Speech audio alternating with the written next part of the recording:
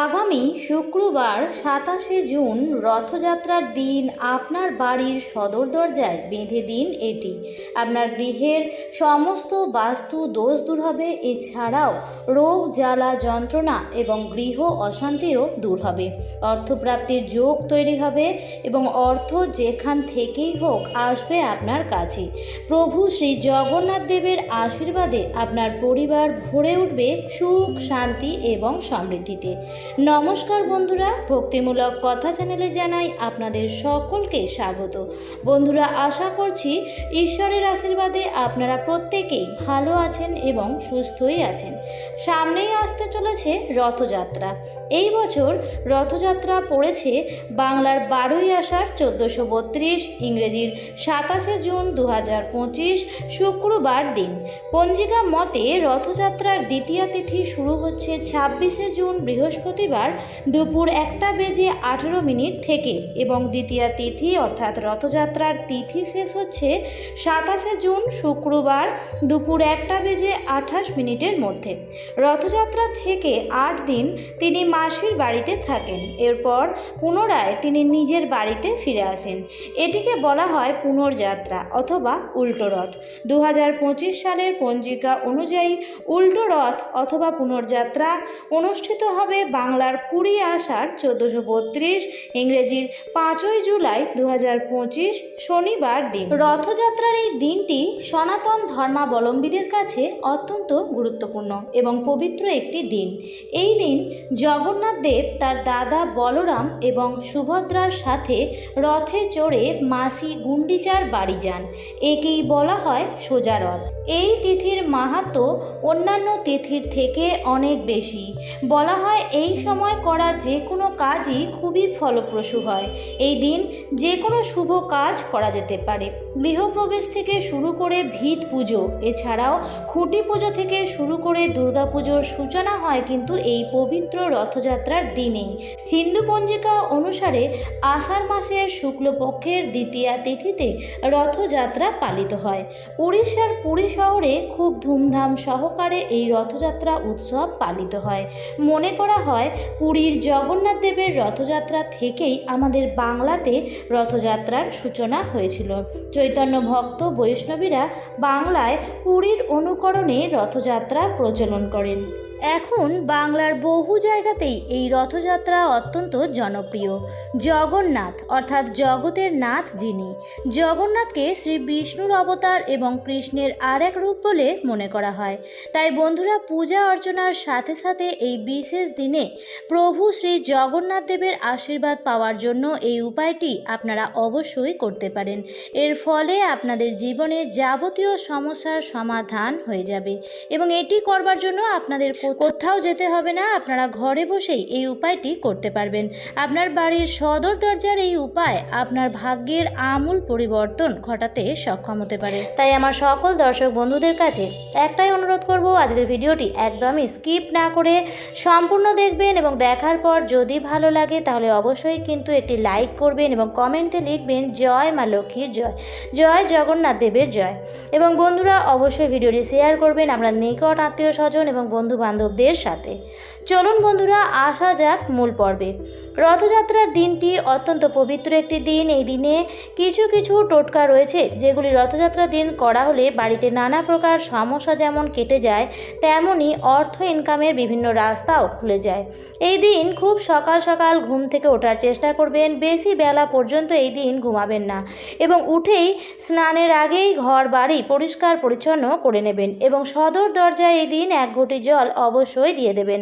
এই দিন গঙ্গা স্নান করা অত্যন্ত ভালো, কিন্তু যদি কাছে পিঠে গঙ্গা না থাকে তাহলে বাড়িতেই আপনারা স্নান করতে পারেন এবং বাড়িতে স্নানের জলে সামান্য কালো তিল, নিমপাতা এবং কর্পূর মিশিয়ে স্নান করবেন। এর ফলে আপনার মনে এবং শরীরের যত নেগেটিভিটি আছে সেগুলি কিন্তু দূর হয়ে যাবে। এবং স্নানের পরে বস্ত্রে, মাথায় ও সারা ঘরে গঙ্গা জলের ছিটে দিতে ভুলবেন না। বন্ধুরা, এই দিন কাছে পিঠে কোথাও যদি জগন্নাথ দেবের মন্দির থাকে যেখানে রথযাত্রা উৎসব পালিত হচ্ছে, এমন কোনো মন্দিরে গিয়ে যে কোনো মৌসুমি ফল অবশ্যই জগন্নাথ দেবকে নিবেদন করুন। দেখবেন আপনার মনের যাবতীয় ইচ্ছা পূরণ করবেন স্বয়ং জগন্নাথ দেব।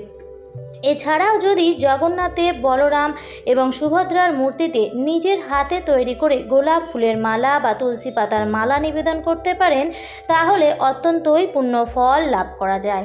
বন্ধুরা, বাড়িতে যদি জগন্নাথ দেবের বিগ্রহ থাকে তাহলে অবশ্যই এই দিন বিশেষভাবে পূজা অর্চনা করবেন। যদি সম্ভব হয় তাহলে নিজের হাতে তৈরি করে তুলসী পত্রের মালা জগন্নাথ দেবকে অবশ্যই নিবেদন করবেন এবং জগন্নাথ দেবের যে প্রিয় ভোগ আছে সেই ভোগগুলি নিবেদন করতে ভুলবেন না। যদি বাড়িতে জগন্নাথ দেবের মূর্তি বা বিগ্রহ না থাকে তাতেও কোনো অসুবিধা নেই। আপনার বাড়িতে যদি নারায়ণ বা লক্ষ্মী ঠাকুরের বিগ্রহ থাকে আপনি সেখানেও পূজা অর্চনা করতে পারেন। বন্ধুরা, এই দিন প্রদীপের মধ্যে লবঙ্গ দিয়ে প্রদীপটি জ্বালিয়ে সেই প্রদীপ দিয়ে মহাপ্রভুকে আরতি করবেন। এছাড়াও বাড়িতে নারায়ণের বিগ্রহ বা আলেখ্য যদি থাকে তাহলে এই দিন তার সামনে একটি ছোট্ট পেতলের বাটি নেবেন এবং তার মধ্যে বাটির অর্ধেক পরিমাণ আতপ চাল, দুটো কাঁচা হলুদের গাঁট এবং একটি 1 টাকার কয়েন রেখে দিন। এর ফলে বন্ধুরা, যদি আপনার বাড়িতে কোনো রকম অশুভ দৃষ্টি আছে যার জন্য যে কাজেই আপনি হাত দিচ্ছেন সেই কাজেই হয়তো সফলতা পাচ্ছেন না, তাহলে এই বিশেষ দিনের এই বিশেষ উপায়টি আপনার বাড়ির ওপর থাকা সমস্ত অশুভ দৃষ্টি, নেতিবাচক শক্তিকে দূর করে দেবে এবং পরিবারে বিরাজ করবে ইতিবাচক শক্তি। এবং বন্ধুরা, মা লক্ষ্মীর কৃপা দৃষ্টিও থাকবে আপনার পরিবারের ওপর। এরপর বন্ধুরা, আপনার সাধ্যমতন নৈবেদ্য সাজিয়ে দেবেন এবং নারায়ণ ভগবানকে হলুদ ফুল দিয়ে পুজো দেওয়ার চেষ্টা করবেন এবং যেভাবে আপনি পুজো করেন সেভাবেই আপনি পুজো করে নেবেন। এরপর যে কাজটি করবেন সেটি করবেন আপনাদের বাড়ির সদর দরজায়। বাস্তু অনুসারে একটি গৃহের প্রধান প্রবেশদ্বারটি শুধুমাত্র পরিবারের সদস্যদের জন্যই প্রবেশ পথই নয়, এটি গৃহে শক্তি প্রবেশের জন্য। এটি হলো এমন একটি স্থান যেখান থেকে আনন্দ এবং সৌভাগ্য গৃহে প্রবেশ করে। বাস্তুশাস্ত্র অনুসারে বাড়ির প্রধান দরজায় জল ছিটানো অত্যন্ত শুভ। প্রত্যেক দিন সকালবেলায় ঘুম থেকে উঠে স্নান সেরে বাড়ির প্রধান দরজায় তামার কলসিতে জল ভরে তাতে 1 চিমটে হলুদ মিশিয়ে নেবেন। এরপর দরজার দুপাশে ভালোভাবে ছিটিয়ে দেবেন। এটি করলে বাড়ির আশেপাশের পরিবেশ সুস্থ স্বাভাবিক থাকে এবং মা লক্ষ্মীর কৃপায় ঘরে ধন, সম্পদ ও ঐশ্বর্যের অভাব হয় না। আর নিয়মিত এটি করতে পারলে ঘরে সুখ, সমৃদ্ধি ও ধন শস্য ভাণ্ডার বৃদ্ধি পায়। এবং সপ্তাহে একবার অন্তত লবণ জল ছিটিয়ে দেবেন। এটি করলে ঘর থেকে নেতিবাচক শক্তি যেমন দূরে থাকে তার সাথে সাথে রোগ, জ্বালা, যন্ত্রণা এগুলিও দূরে রাখা সম্ভব হয়। বন্ধুরা, লবণের গুরুত্ব সম্পর্কে আমরা কম বেশি প্রত্যেকেই জানি। রান্নায় স্বাদ বাড়ানো থেকে শুরু করে জীবনের নানা প্রকার ঝামেলা ঝঞ্ঝাটের হাত থেকেও মুক্তি দেয় এই লবণ। এমনকি বিশেষ কিছু কাজ আছে যা লবণ দিয়ে করতে পারলে জীবনে প্রচুর পরিমাণে উপকার পাওয়া যায়। বন্ধুরা, যদি আপনাদের মনে হয় যে বাড়িতে অত্যাধিক মাত্রায় নেগেটিভ শক্তির পরিমাণ বৃদ্ধি পেয়েছে যার ফলে প্রচুর অশান্তি হচ্ছে, তাহলে এই রথযাত্রার দিন আপনারা এই কাজটি অবশ্যই করুন। একটি নতুন লাল শালু কাপড় নিয়ে নেবেন এবং তার মধ্যে কিছুটা পরিমাণ সামুদ্রিক লবণ এবং কয়েকটি তুলসী পাতা বেঁধে একটি পুঁটলি মতন বানিয়ে নেবেন। এরপর এই পুঁটলিটি নিয়ে আপনি আপনার বাড়ির সদর দরজার একটু ওপর দিক করে ঝুলিয়ে দেবেন এবং 7 দিন একইভাবে ওই স্থানে রেখে দেবেন এবং 7 দিন পর পুরনো পুঁটলিটি বদলে পুনরায় নতুনভাবে এই কাজটি করতে হবে এবং পুরনো নুনের পুঁটলিটি কোনো প্রবাহিত জলে ভাসিয়ে দেবেন। এর ফলে বন্ধুরা, খুব দ্রুত এই সকল ঝামেলা ঝঞ্ঝাটের হাত থেকে মুক্তি পাওয়া যাবে।